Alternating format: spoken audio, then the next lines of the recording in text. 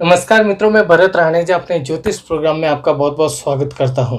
मित्रों, जन्म कुंडली में जब भाग्य भाव और दशम भाव के स्वामी की युति होती है तो ये एक तरह से बहुत ही अच्छा राजयोग होता है, बहुत ही श्रेष्ठ राजयोग होता है।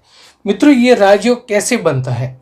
आपकी जन्म कुंडली चाहे किसी भी लग्न की है और आपको देखना है कि आपकी कुंडली में ये योग है या नहीं। तो इस वीडियो को पूरा जरूर देखना, हो सके तो दोबारा देखना, आप अवश्य जान पाएंगे कि आपकी जन्म कुंडली में ऐसा योग है या नहीं। मित्रों, ये जन्म कुंडली उदाहरण के लिए मेष लग्न की जन्म कुंडली हमने ली है। अब मित्रों, आपकी जन्म कुंडली में यहाँ पर जो नंबर लिखा हुआ होगा उसके अनुसार आपकी जन्म कुंडली का लग्न होता है। तो यहाँ पर एक नंबर यानी मेष राशि है तो ये मेष लग्न की कुंडली है, और यहाँ पर 5 नंबर होता तो सिंह लग्न की कुंडली होती। तो इस तरह से आपको देखना है कि आपकी जन्म कुंडली किस लग्न की है। उसके बाद मित्रों, मैं आपको बता दूं कि आपकी जन्म कुंडली में हम बात कर रहे हैं भाग्य भाव और दशम भाव के स्वामी के बारे में, यानी भाग्येश और कर्मेश के बारे में।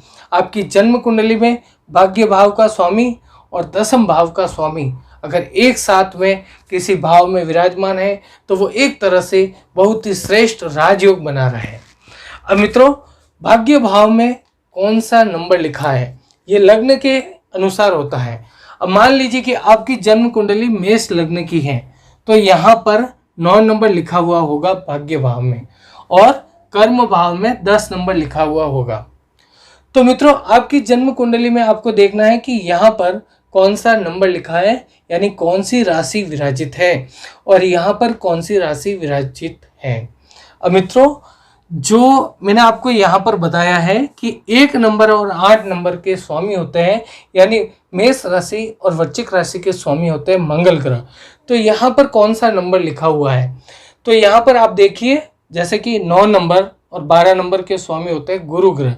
तो आपके भाग्य भाव में 9 नंबर लिखा हुआ है तो स्वामी होंगे गुरु ग्रह, भाग्य भाव के स्वामी गुरु ग्रह होंगे। तो आपने देख लिया कि आपकी जन्म कुंडली में यहाँ पर कौन सा नंबर लिखा हुआ है। मान लीजिए यहाँ पर 7 नंबर लिखा हुआ होता तो 7 नंबर का स्वामी जो है वो शुक्र ग्रह होता है। तो इस तरह से आपने देखा कि इस भाव का स्वामी आपकी कुंडली में कौन सा है। तो यहाँ पर जो है इस भाव के स्वामी होते गुरु ग्रह, ये हमने पता किया। फिर इस भाव का स्वामी कौन है, तो यहाँ पर 10 नंबर लिखा हुआ है तो 10 नंबर ये रहा, इसके स्वामी हो रहे हैं शनि ग्रह। तो आपको देखना है कि शनि आपकी जन्म कुंडली में शनि और गुरु एक साथ बैठे हो।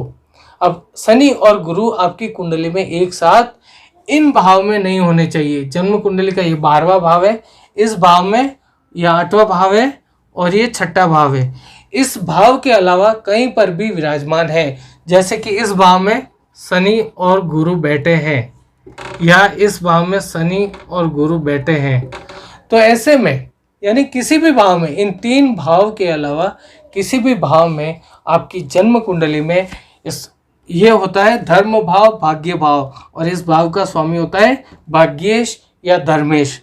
और ये जो भाव है ये 10वां भाव है, इसे हम कर्म भाव कहते हैं, और इस भाव का स्वामी कहलाता है कर्मेश, कर्म भाव का स्वामी। और ये केंद्र भाव है, ये बहुत ही शुभ भाव होता है। ये त्रिकोण भाव है, ये भी बहुत ही शुभ भाव होता है। तो इन दोनों भाव के स्वामी एक साथ में शुभ भाव में बैठे हो, यानी इन त्रिक भाव के अलावा 6, 8 और 12वां भाव जो है, यहाँ पर चाहे कोई भी नंबर लिखा हो, इस भाव को 6ठा भाव, इसको 8वां और इसको 12वां बोलते हैं। इनके अलावा कहीं पर भी बैठा है गुरु और शनि साथ में बैठे हैं, तो ऐसे में आपकी जन्म कुंडली में बन रहा है राजयोग, यानी 9वां भाव और 10वां भाव का स्वामी चाहे कोई भी हो। इस उदाहरण के अनुसार 9वां भाव का स्वामी हो रहा है गुरु और 10वां भाव के स्वामी हो रहे हैं शनि।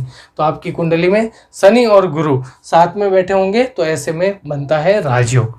तो आपकी जन्म कुंडली में भाग्य भाव और कर्म भाव का स्वामी साथ में होगा तो बनाएगा राजयोग। और ये राजयोग व्यक्ति जिस कर्म में जाता है, जो कुछ भी काम करता है उसमें उसका भाग्य अवश्य साथ देता है। यानी कोयले में हाथ डालता है तो उसको हीरा मिलता है। तो इस तरह से ऐसे योग जो है व्यक्ति को धनी बनाते हैं, व्यक्ति को दिन दुनी रात चौगुनी तरक्की देते हैं, उसको सफलता में सहयोग करते हैं। तो मित्रों, ये एक उदाहरण के रूप में मैंने आपको बताया। आपकी जन्म कुंडली में ऐसा योग है या नहीं, आप खुद चेक कीजिए। एक बार नहीं तो इस वीडियो को दोबारा से देखिए, आपको अवश्य समझ में आएगा। फिर मिलेंगे नई जानकारी लेकर। धन्यवाद।